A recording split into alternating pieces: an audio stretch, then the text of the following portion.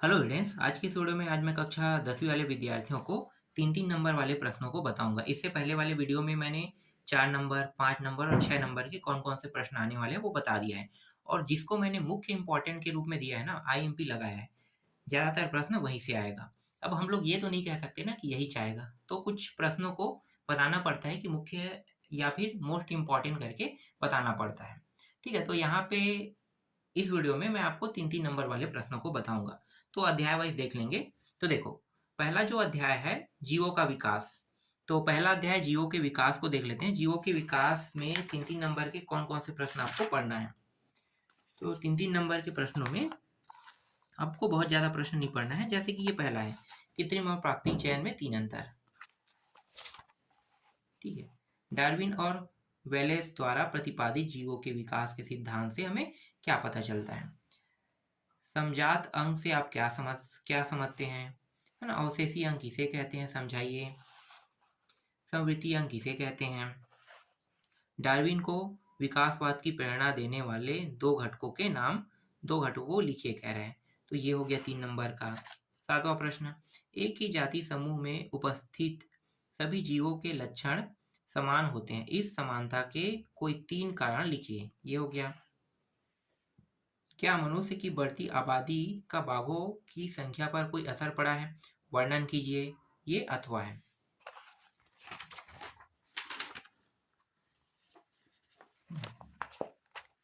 कुटुम्बसर गुफा वाला बहुत इंपॉर्टेंट है ना, कुटुम्बसर गुफा छोड़ना मत, ये मोस्ट आईएमपी है, मोस्ट इंपॉर्टेंट है इस साल का। इसके बाद क्या डायनासोर का विलुप्तीकरण किसी समक्ष प्रजाति के विकास के कारण हुआ है, इस संदर्भ की आपको क्या राय है ना, क्या राय है बताना है। प्रजातिकरण किसे कहते हैं, 2 उदाहरण देकर समझाइए।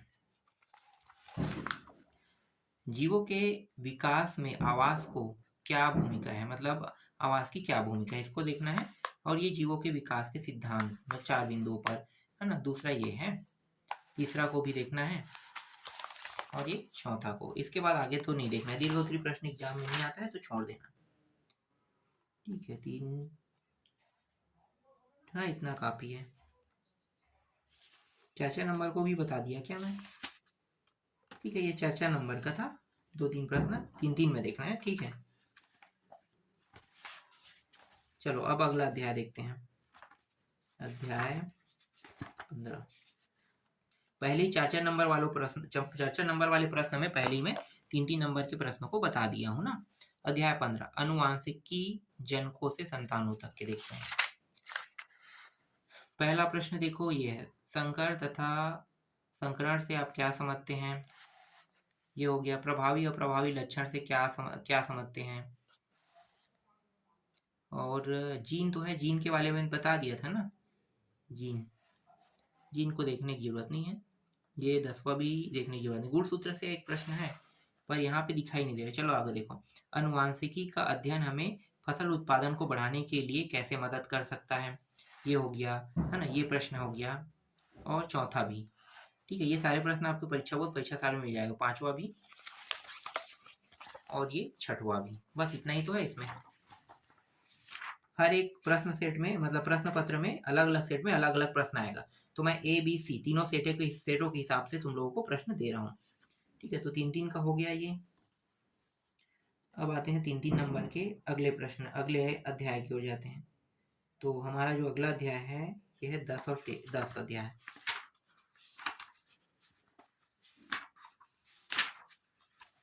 ठीक है, 10 अध्याय ये है प्रकाश परावर्तन या अपवर्तन समतल सतह से। यहाँ से आपको देखने को मिलेगा। तो यहाँ से कौन कौन सा पढ़ना है, पहला दूसरा छोड़ दो, तीसरा छोड़, सीधा चौथा। परावर्तन के प्रकार लिखिए। दर्पण किसे कहते, दर्पण के प्रकार लिखिए। अपवर्तन किसे कहते हैं। नव अपवर्तन की घटना के दैनिक जीवन में कोई 2 उदाहरण दीजिए कह रहा है ना। क्रांतिक कोण से आप क्या समझते हैं। परम अपवर्तनांक किसे कहते हैं तथा इसका सूत्र लिखिए। फिर है ये तो 5-5 का है, 5-5 वाला तो देखना नहीं है। छोड़ दो 5-5 का, छोटा छोटा जो होगा ना वही देखेंगे। तो जैसे कि ये है, बराबर बताइए कि आप समतल अवतल, है ना, उत्तल दर्पण की पहचान प्रतिबिंब देखकर किस प्रकार कर सकते हैं। आप समतल, अवतल, उत्तल दर्पण की पहचान स्पर्श करके किस प्रकार कर सकते हैं? यदि पानी का अपर्तनांक 4/3 हो तो पानी में प्रकाश की चाल ज्ञात कीजिए। ठीक है, ये हो गया। प्रकाश का परावर्तन किसे कहते हैं? इसके सचित्र नियम लिखे व दैनिक जीवन में कोई 2 उपयोग लिखे। और एक गणितीय प्रश्न है, ये बहुत इंपॉर्टेंट है, ये मोस्ट इंपॉर्टेंट में मैं मान सकता हूँ। ठीक है, मोस्ट इंपॉर्टेंट IMP प्रश्न।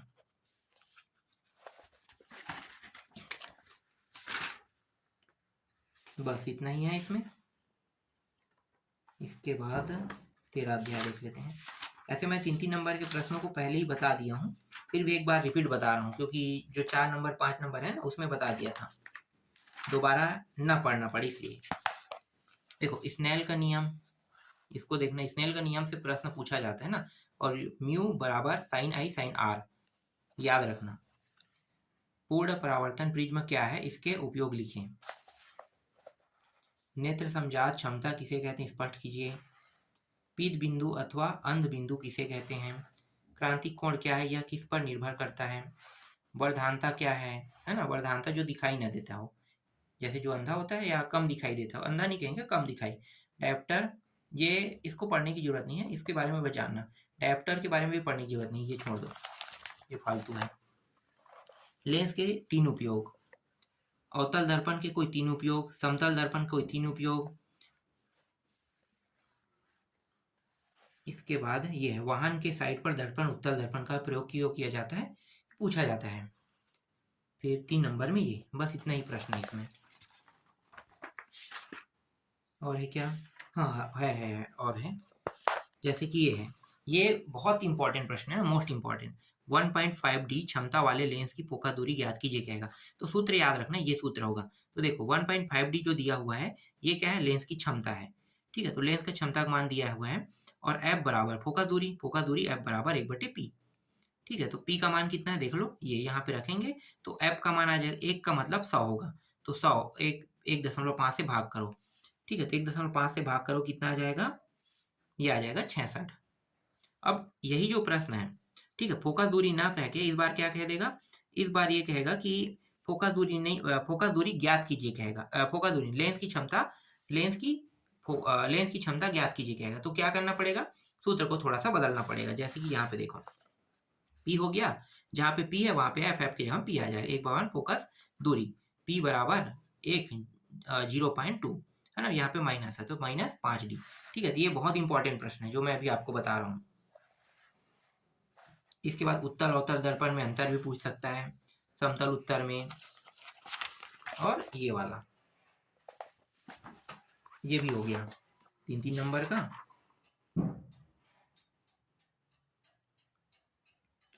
अब 3-3 नंबर में 16 अध्याय।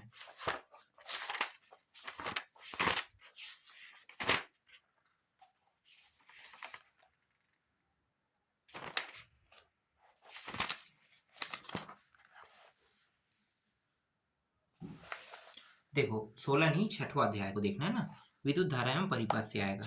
तो विद्युत धारा एवं परिपथ से कौन कौन से प्रश्न है? विद्युत धारा के उसमें प्रभाव से आप क्या समझते हैं? घरेलू वाला है ना। 8वां है विभव किसे कहते हैं? 9वां, 10वां, 11वां। फिर ये लघु त्रिप्रश्न क्रमांक 1 है। ठीक है, दूसरा है कूलाम वाला, ये आ चुका है, वो 2024 में, वो नहीं आएगा। फ्यूज क्या है, इसको भी देखना है, इसको भी देखना है। ठीक है, ये हो गया, और ये वाला भी प्रश्न हो रहा है, ये वाला भी हो रहा है, और ये भी हो रहा है, प्रतिरोध वाला, विशिष्ट ऊष्मा। ठीक है, तो 2 यहाँ पे है, ये 13 हो गया, 14 हो गया, 11वां हो गया, और 12वां हो गया। बस इतना ही देखना है। हालांकि इसमें सारे इंपॉर्टेंट दिखाई दे रहा है, ऐसा तो नहीं है कि इसमें काटा जा सकता है, काटा नहीं जा सकता है। 3 नंबर वाले प्रश्नों में बहुत कम किया जा सकता है ना, ज्यादा कम नहीं किया जा सकता। अगर ध्यान से देखा जाए तो 3 नंबर के प्रश्नों को अगर टिक लगाओगे तो बहुत ज्यादा दिखेगा। इसके बाद है अध्याय 12, विद्युत के चुंबकीय प्रभाव। यहाँ से भी है कुछ प्रश्न, हर अध्याय से नहीं आता है, हर में 2-2 अध्याय है। तो विद्युत मोटर वाला हो गया ये 5वां, 6वां, 7वां, 8वां छोड़ दो, और ये 12वां। 12वां ये लघु त्रिप्रश्न क्रमांक से तीसरा, चौथा, 5वां, 6वां है ना। लघु त्रिप्रश्न क्रमांक 2 से ये वाला प्रश्न, ये भी नहीं है, छोड़ दो इसको। एक मिनट, फ्लेमिंग वाला है नहीं, छोड़ दो। ये रहा फ्लेमिंग के बाएं हाथ और दाएं हाथ का नियम आएगा ना, ये मोस्ट इंपॉर्टेंट है। फ्लेमिंग के धारावाही प्रणाली का है और ये है, और फ्लेमिंग के बाएं हाथ का, तो ये है सबसे ज्यादा इंपॉर्टेंट में, यही दोनों प्रश्न है सबसे ज्यादा मोस्ट इंपॉर्टेंट में, ये दोनों बाएं हाथ और दाएं हाथ का नियम, जितना बता रहा हूँ सभी में। एक प्रश्न ये है चुंबकी वर्ग रेखाएं की गुण लिखिए, कोई 3। ये 2024 में आ गया, इसको छोड़ सकते हो। अब एक अध्याय, एक और बचा है यूनिट, अध्याय 3 देखना है।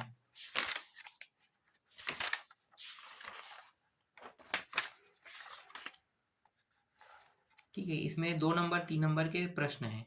तो 2 नंबर में देखोगे तो 2 नंबर में छोड़ने वाला प्रश्न नहीं है। चलो 2 नंबर का है तो इसमें बता देता हूँ। 2 नंबर है ना, 2 नंबर 2 नंबर 2 नंबर 2 नंबर का है। 2 नंबर की अध्याय ले लेते हैं। 2 नंबर 2 नंबर 2 नंबर, फिर 2 2 2। और ये जो फ़ारेनहाइट है ये अक्सर आते रहता है प्रश्न। तो फ़ारेनहाइट को सेल्सियस में, सेल्सियस को फ़ारेनहाइट में। तो ये सूत्र है F - 32/9 बराबर C/5। तो देखो सेल्सियस में मान दिया, मतलब C का मान, तो C के जगह पे बस रख दो। तो हल करोगे तो F का मान ऑटोमेटिकली निकल जाएगा। और अगर यहाँ पे फ़ारेनहाइट का मान देता तो यहाँ पे F पे रखते, उसके बाद आसानी से C के मान को निकाला जा सकता है। ठीक है, तो ये जो प्रश्न है इसमें सभी को देखना नहीं, बस समझना है, सीखना है। ये सब 2 नंबर के हैं। फिर ये 2 है 16 17 18 है ना। 18 3 नंबर का प्रश्न है। ये भी फ़ारेनहाइट वाला है तो इसको बताने की जरूरत नहीं, ये समझ में आ गया होगा। फिर ये 3 है 3 है 3 है, ये नहीं देखना है, ठीक है, ये देखना है। इसमें भी बहुत सारे प्रश्न हैं। ये अवस्था परिवर्तन रेलगाड़ी वाला हो गया, 7वां हो गया, 8वां हो गया, 9वां हो गया। लघु त्रिप्रश्न क्रमांक 1, ठीक है, ये हो गया, ये 2 हो गया, ये 3 4 5 6। इसमें मैं ज़्यादा बता रहा हूँ, ऐसा लग रहा है ना, कुछ ज़्यादा ही बता रहा हूँ। देखो सेल्सियस वाला एक है, देख लेना, बस ऐप की जगह में मान रखा गया है। जैसे कि सेल्सियस तापमान में दिया हुआ ना, तो सेल्सियस पैमाना यह कितना होगा, हाँ सेल्सियस पैमाना। ये बड़े प्रश्न हैं, 3 नंबर में नहीं होगा, बड़े होगा तो देखेंगे कहाँ है। 3 नंबर के लायक नहीं, छोड़ दो उसको। हो गया, बस इतना ही, और बाकी को नहीं देखना है। इसके बाद एक अध्याय और है,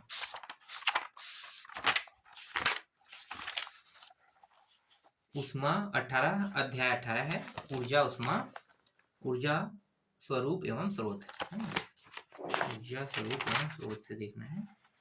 तो ये सब 2 नंबर के हैं। जैसे कि रूपांतरण से आप क्या समझते हो, 2 नंबर का प्रश्न है, 2 नंबर का है, 6वां है, 7वां है, 8वां है। 2 नंबर में कोई छोड़ते बनता ही नहीं है। 9 10 11 12 13 14 15 16 17 18 19, ये तो देखना ही देखना है। 3 नंबर में पहला, दूसरा, तीसरा, और ये चौथा, 5वां, 6वां सरल सरल है, और ये ठीक है, ये अंतिम है। तो बस इतने प्रश्नों को देखना है। मैं चाहता हूँ कि मैं और तुम्हें कम बताऊँ, लेकिन कम करते हुए नहीं बन रहा है, तो कम से कम इनको तो देखना ही पड़ेगा।